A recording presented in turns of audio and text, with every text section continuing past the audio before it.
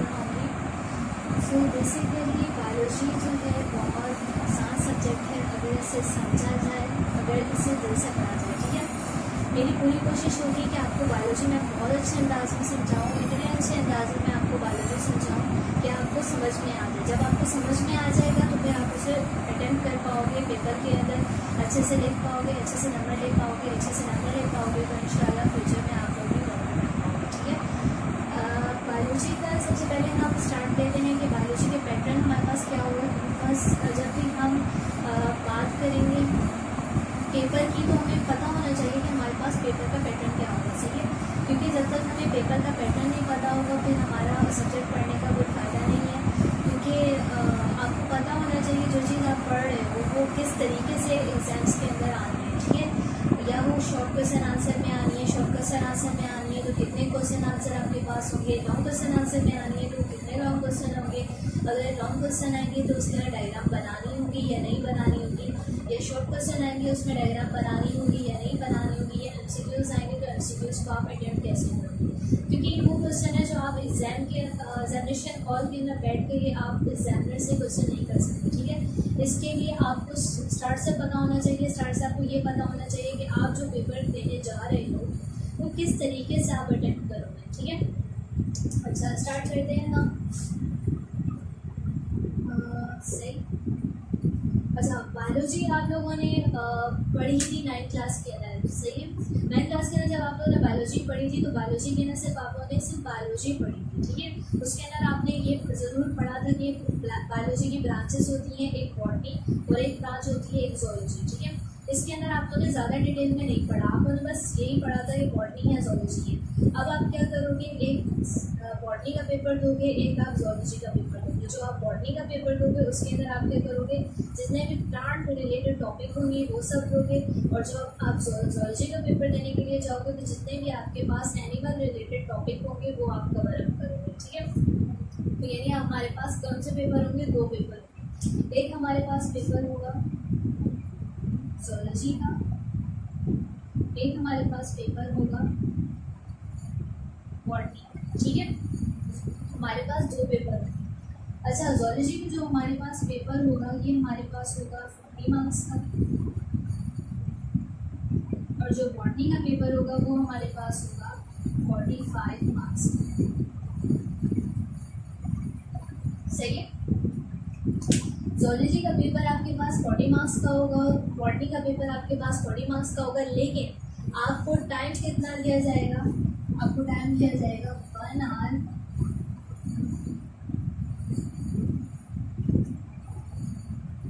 45। सही है, इसके अंदर भी आपको यही टाइम दिया जाएगा 1 आवर 45। सही है, जब आप जूलॉजी का पेपर देने के लिए जाओगे तो आप सिर्फ वही टॉपिक पढ़ोगे जो आपके जूलॉजी से रिलेटेड है। सही है, इसी तरीके से आप जब बॉटनी का पेपर देने के लिए जाओगे तो आप वही जितने भी सारे आपके पास टॉपिक होंगे वही कवर अप करना जो आपके बॉटनी से रिलेटेड है। इसका क्या मतलब हुआ कि हम बायोलॉजी के अंदर सबसे पहले देखेंगे कि हमारे पास बॉटनी के अंदर कौन कौन से चैप्टर आ रहे हैं, फिर हम देखेंगे हमारे पास जूलॉजी से कौन कौन से चैप्टर आ रहे हैं। इसका क्या मतलब होगा कि इसका मतलब ये होगा कि आपने जूलॉजी का पेपर देने के लिए जा रहे हो तो पूरी बायोलॉजी आपने नहीं कवर अप करनी है, आपने सिर्फ वही टॉपिक कवर अप करने हैं जो आपके जूलॉजी में होंगे, वही टॉपिक कवर अप करने हैं जो आपके बॉटनी के होंगे। इस तरीके से क्या करोगे, आप 45 मार्क्स अचीव कर लोगे। इस तरीके से आप 40 मार्क्स अचीव कर लोगे, इस तरीके से आप 45 मार्क्स अचीव कर लोगे। ठीक है, अच्छा हमारे पास जो फर्स्ट ईयर बायोलॉजी है इसके अंदर हमारे पास टोटल कितने चैप्टर हैं, 40 चैप्टर।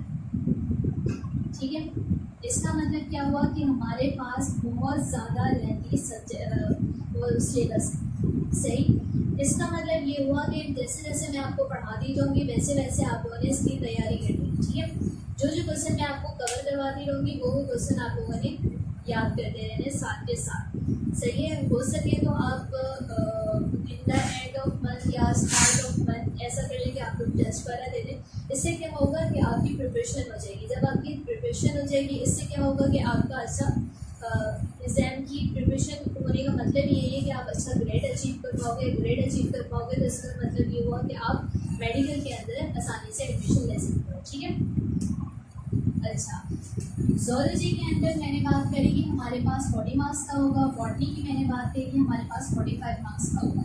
ये तो मैंने ओवरऑल आपको मार्क्स बता दिए। अगर हम इसके टोटल मार्क्स की बात करें तो बायोलॉजी का पेपर हमारे पास कितने मार्क्स का आता है, वो हमारे पास 85 मार्क्स का आता है। ठीक है, 85 मार्क्स का क्या मतलब हुआ? 85 मार्क्स का ये मतलब हुआ कि आपके पास 85 मार्क्स की थ्योरी हुई, सही, और 15 मार्क्स की आपके पास क्या हुई? प्रैक्टिकल हुई, सही है, यानी 100 मार्क्स का आपका पेपर होगा, सही। अगर आप उसकी बात करो कि आपका कितना परसेंट रेट जो है एमटेक के लिए इंक्लूड होगा, तो उसके लिए आप बहुत आसान है समझना।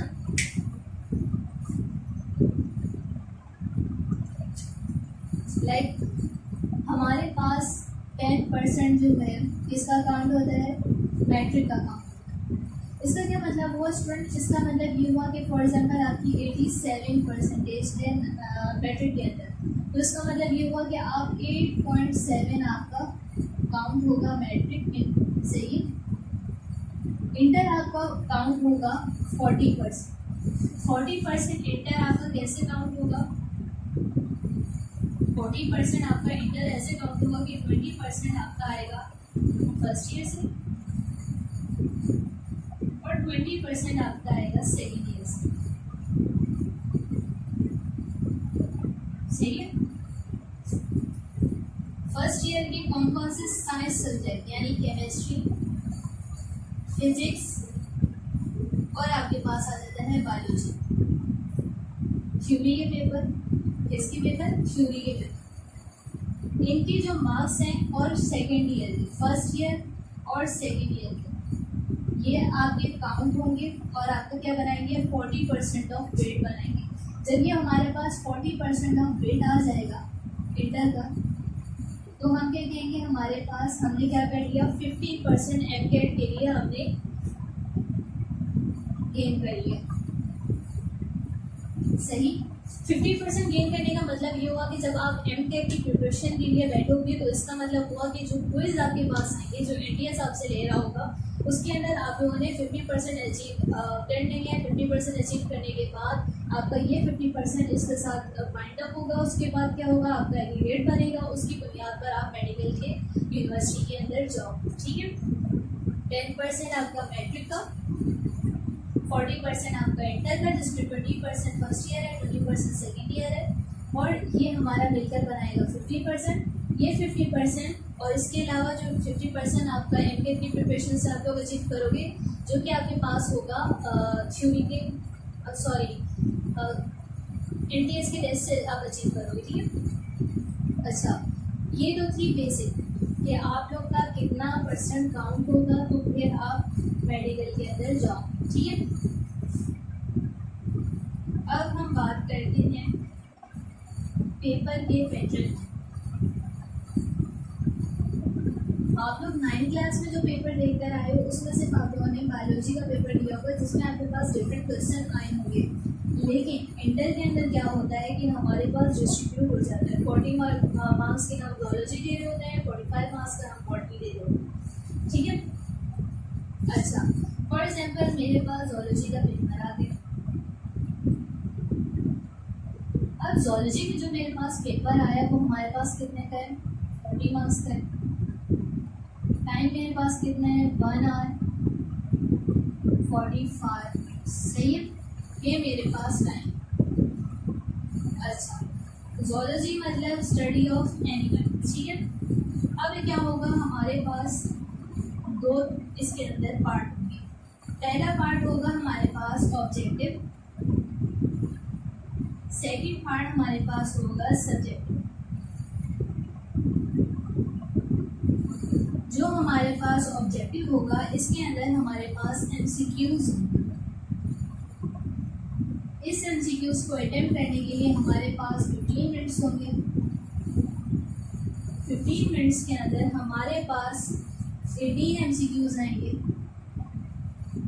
हर MCQs हमारे पास 0.5 मार्क्स ऑब्टेन करता है। इसका मतलब हुआ कि यहाँ से हम 9 मार्क्स गेन करेंगे। ठीक है, अब हम बात करते हैं सब्जेक्टिव की।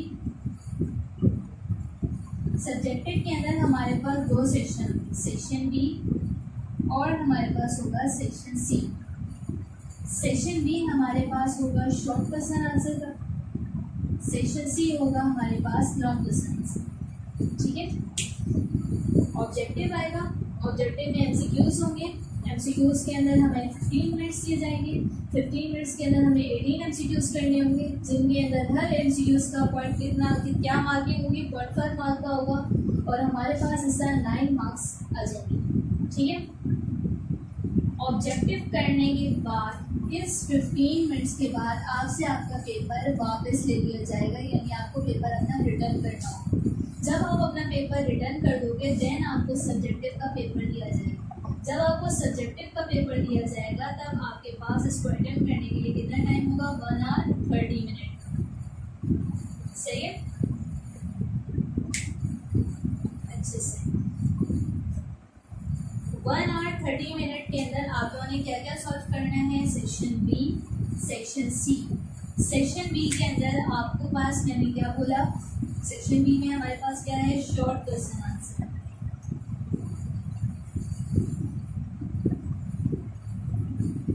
सही है, सेक्शन बी के अंदर हमारे पास है शॉर्ट क्वेश्चन आंसर।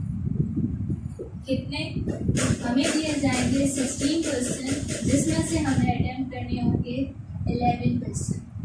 ठीक, हर क्वेश्चन हमारे पास कितने मार्क्स का होगा, 2 मार्क्स का होगा, यानी हम यहाँ पर 11 मार्क्स क्वेश्चन अटेम्प्ट करने के बाद कितने मार्क्स अटेम्प्ट कर लेंगे, गेन कर लेंगे 22 मार्क्स। सही है,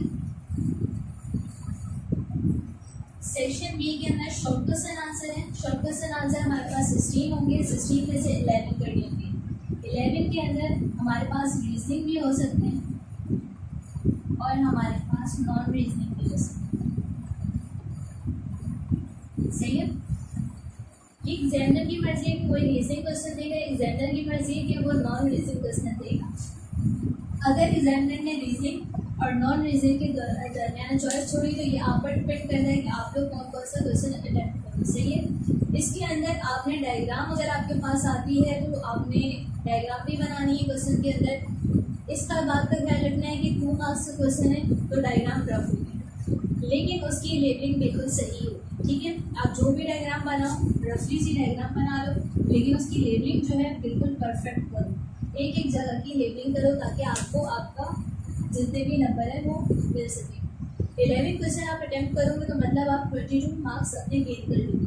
सही, यहाँ पर आपने 9 मार्क्स ले लिए थे ऑब्जेक्टिव में, शॉर्ट क्वेश्चन आंसर से आपने ले लिए 22 मार्क्स।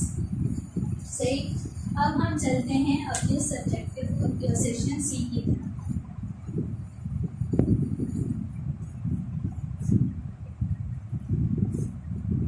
सही, सेक्शन सी जो होगा हमारे पास लॉन्ग क्वेश्चन आंसर।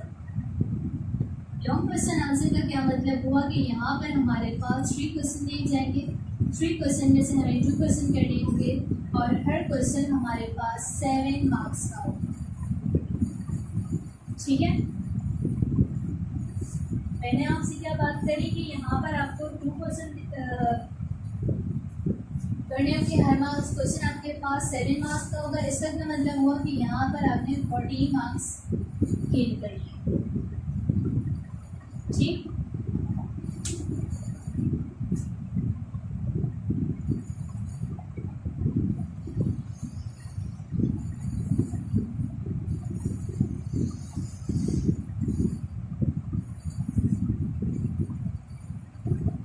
इस तरीके से आप क्या कर लोगे, अपने 45 मार्क्स का पेपर अटेम्प्ट कर लोगे। ठीक है, ये मैंने आपको किसका बताया है, बॉटनी का, कि बॉटनी के पेपर आपके पास कैसे आएगा।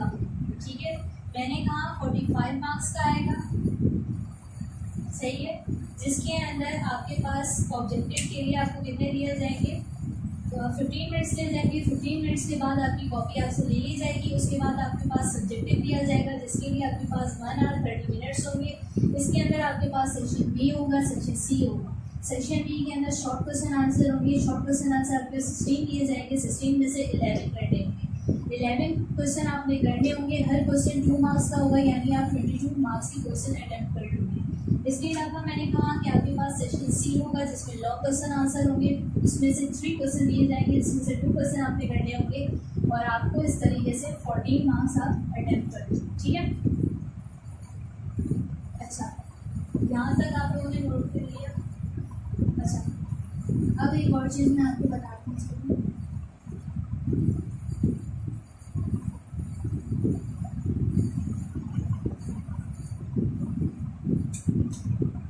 आपके पास जब ऑब्जेक्टिव का पेपर दिया जाएगा सेक्शन ए, सही है, सेक्शन ए दिया जाएगा, यानी आपके पास क्या दिया जाएगा, ऑब्जेक्टिव का पेपर। ऑब्जेक्टिव का पेपर जो आपको दिया जाएगा तो यहाँ पर आपको सबसे पहले उसका कोड लिखना होगा।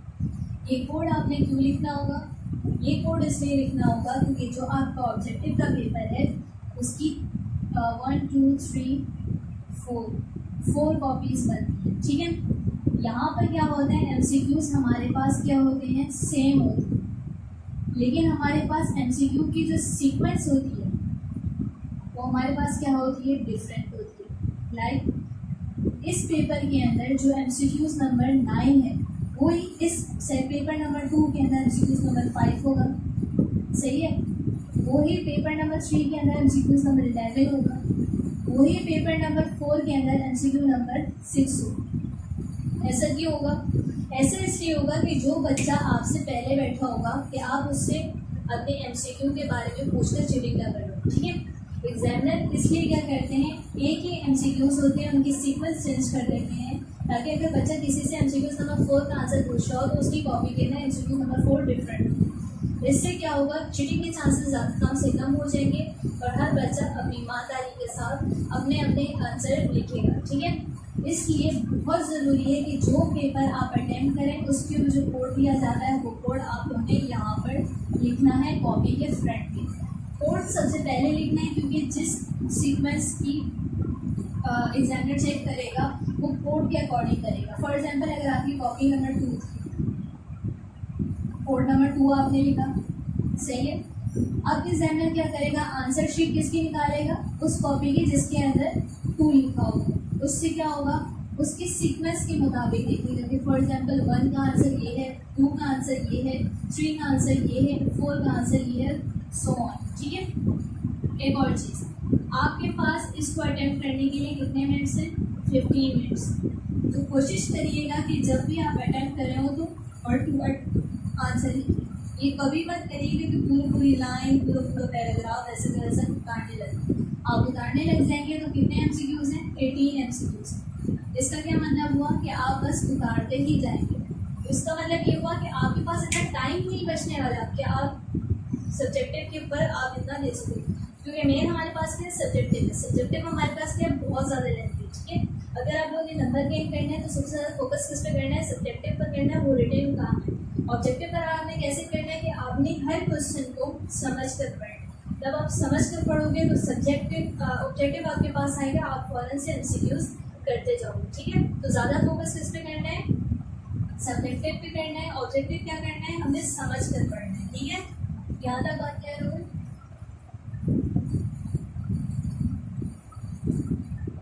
अच्छा, अब हम चलते हैं ज़ूलॉजी की तरफ।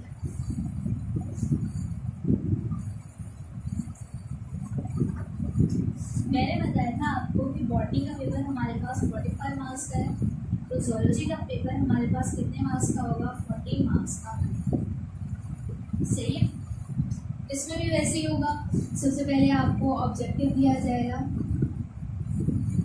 देन आपको सब्जेक्टिव दिया जाएगा।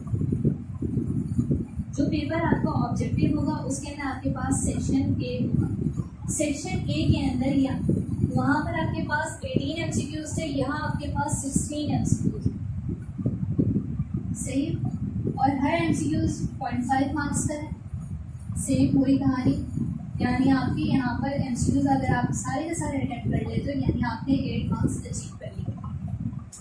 अच्छा, अगर आप आ जाए सब्जेक्टिव की तरफ, तो ऑब्जेक्टिव के अंदर वही चीज़ होगी, आपके पास कॉपी आएगी, कॉपी के अंदर यहाँ पर आपने सबसे पहले कोड लिखना होगा, देन आप सेक्शन ए लिखोगे, देन आप नंबरिंग डालकर अपना एमसीक्यूज लिखते रहो, ठीक है। अच्छा, वो फिर 15 मिनट्स के बाद एग्जामिनर आपसे कॉपी ले लेगा। जब एग्जामिनर अपनी कॉपी ले लेगा तो इसका मतलब क्या होगा, उसने आपको सब्जेक्टिव देने, सब्जेक्टिव जब वो देगा तो आपके पास कितना टाइम होगा, 1 आवर 30 मिनट्स, सही है, ये आपके पास टाइम होगा। इस टाइम के अंदर आपने क्या करना है, सेक्शन बी कवर करना है और सेक्शन सी कवर करना है। सेक्शन बी के अंदर आप लोगों ने कितने करने हैं, 15 क्वेश्चन होंगे, जिसमें से आप लोगों ने 10 क्वेश्चन अटेम्प्ट करने होंगे और हर क्वेश्चन आपके पास 2 मार्क्स का है। इसका मतलब है कि यहाँ पर आप 20 मार्क्स अटेम्प्ट कर लोगे, ठीक है। यहाँ पर आपके पास रीजनिंग भी आ सकती है, यहाँ पर आपके पास नॉन रीजनिंग क्वेश्चन भी आ सकते हैं। ये एग्जामिनर की मर्जी है वो आपको कैसे क्वेश्चन है, आपने हर तरीके से प्रिपेयर होकर जाना, ठीक है। सेक्शन नंबर सी के पास हम बात करें तो इसके अंदर हमारे पास 3 क्वेश्चन होते हैं, जिसमें से हमने 2 क्वेश्चन अटेम्प्ट करने होते हैं, ठीक है। इसका क्या मतलब हुआ, इसका ये मतलब हुआ कि हमारे पास जो एक क्वेश्चन है यहाँ पर, उसके कितने मार्किंग हुई, उसके 6 मार्क का एक क्वेश्चन, ठीक है। अगर हमने 2 क्वेश्चन अटेम्प्ट करें तो यहाँ पर हमने 12 मार्क्स अटेम्प्ट करेंगे, सही है। 12 मार्क ये 20 मार्क्स ये सही है और 8 मार्क्स ये, यानी हमारे पास 14 मार्क्स का पेपर हमारे पास ये, ठीक।